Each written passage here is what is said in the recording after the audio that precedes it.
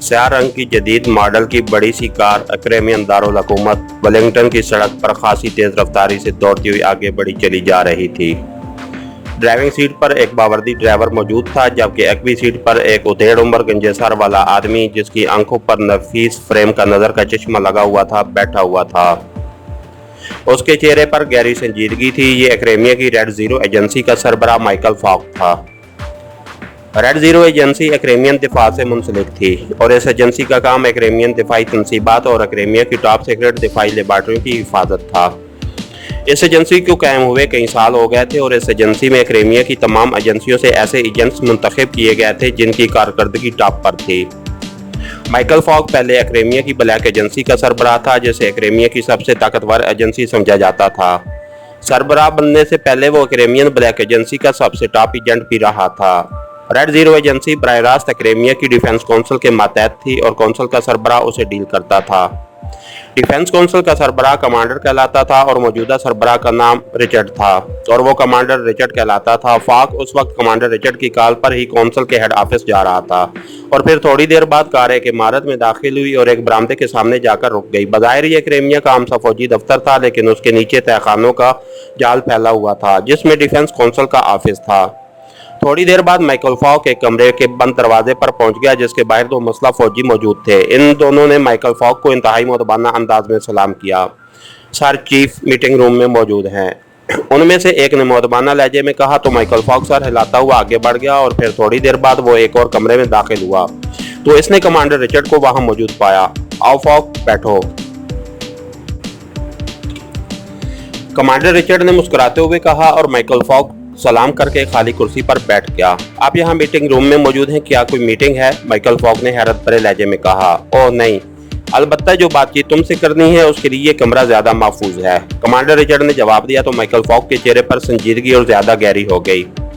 जबकि commander Richard ने सामने रखे हुए इंटरकॉम का रिसीवर उठाया और 2 नंबर प्रेस कर दिए। मीटिंग रूम को कवर कर दो, हम मीटिंग शुरू कर रहे हैं, उसने तहकमाना लहजे में कहा और रिसीवर रख दिया। चंद लम्हों बाद मीटिंग रूम के साइडों पर किसी दांत की चादरें सी गिर गईं और छत पर एक सुर्ख रंग का बल्ब जल उठा। इस बल्ब के जलने का मतलब था कि अब इस मीटिंग रूम में होने वाली हर बातचीत हर लिहाज से महफूज है। माइकल फॉक फॉरेन एजेंसी के चीफ माइक ने हुकूमत को रिपोर्ट दी है कि जजीरा माकू पर नस्ब होने वाली मशीनरी स्कार्फ को तबाह करने के लिए हुकूमती शुगरान ने पकेशिया सीक्रेट सर्विस की खिदमत हासिल कर ली हैं और इस सिलसिले में हुकूमती शुगरान के 2 अहम आदमियों ने पकेशिया जाकर पकेशिया सीक्रेट सर्विस के चीफ के किसी नुमाइंदे खसूसी से मुलाकात की है। उसके अलावा पकेशिया में मौजूद अक्रेमियन एजेंसियों की तरफ से ये रिपोर्ट भी मिली है कि सदर पकेशिया ने मिसाइल ऑटोग्राफ मीटर के हसूल कमीशन मिलिट्री इंटेलिजेंस से लेकर पकेशिया सीक्रेट सर्विस के हवाले कर दिया है और ये बात तुम जानते हो कि ऑटोग्राफ मीटर की लेबार्टरी भी माकू पर ही है। इस तरह अब ये बात यकीनी हो गई है कि पकेशिया सर्विस बहरहाल माकू जजीरे पर रेड करेगी और वहां स्कार्फ को तबाह करने के साथ साथ ऑटोग्राफ मीटर भी हासिल करके ले जाने की कोशिश करेगी। और पकेशिया सीक्रेट सर्विस के बारे में हम सब जानते हैं कि वो किस कदर तेज और फाल सर्विस है, इसलिए ये हंगामी मीटिंग कॉल की गई है ताकि पकेशिया सीक्रेट सर्विस को माकू जजीरे पर पहुंचने से रोकने के लिए हतमी लाए अमल तय किया जा सके। कमांडर रिचर्ड ने इंतहाई संजीदा लहजे में कहा। क्या ये बात कन्फर्म है कि पकेशिया सीक्रेट सर्विस के चीफ ने ये मिशन ले लिया है? माइकल फॉक ने पूछा। हाँ, कमांडर रिचर्ड ने जवाब दिया। ठीक है, फिर इस बार इस सर्विस का खात्मा यकीनी तौर पर हो जाएगा, माइकल फॉक ने इंतहाई मुतमईन लहजे में कहा। तुम ये बात इस बिना पर कर रहे हो कि माकू जजीरे के इंतजामात हर लिहाज से फुल प्रूफ हैं या तुम्हारे जहन में कोई और बात है? कमांडर रिचर्ड ने कहा। इन इंतजामात के अलावा मैंने ये बात इसलिए की है कि मैंने फैसला किया है कि रेड जीरो एजेंसी की टॉप एजेंट मादाम हाप को इसके ग्रुप समेत वहां भिजवा दूंगा और मुझे यकीन है कि ये ग्रुप हर लिहाज से पकेशिया सीक्रेट सर्विस का मुकाबला कर सकता है, माइकल फॉक ने जवाब देते हुए कहा।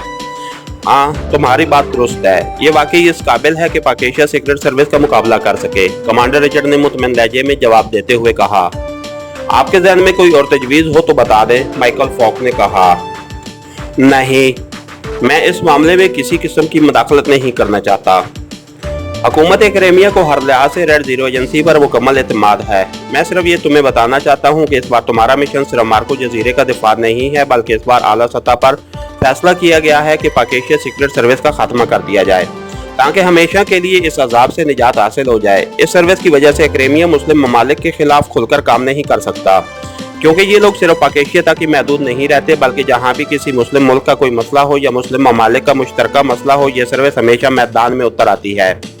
और ये मौका उस सर्विस के खात्मे के लिए बेहतरीन है, क्योंकि माकू जजीरा तो हर लिहाज से महफूज है। इसकी तरफ से तो किसी को कोई फिक्र नहीं, इसलिए तुम्हारा शिकार इस बार पाकिस्तान सीक्रेट सर्विस होना चाहिए, कमांडर रिचर्ड ने कहा।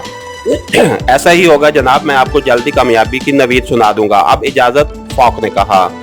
Okay, wish you good luck, commander Richard ने उठते हुए कहा, और फिर उसने बड़े गर्मजोशाना अंदाज में माइकल फॉक से मुसाफा किया और माइकल फॉक कमांडर का शुक्रिया अदा करके तेजी से बैरूनी दरवाजे की तरफ मुड़ गया।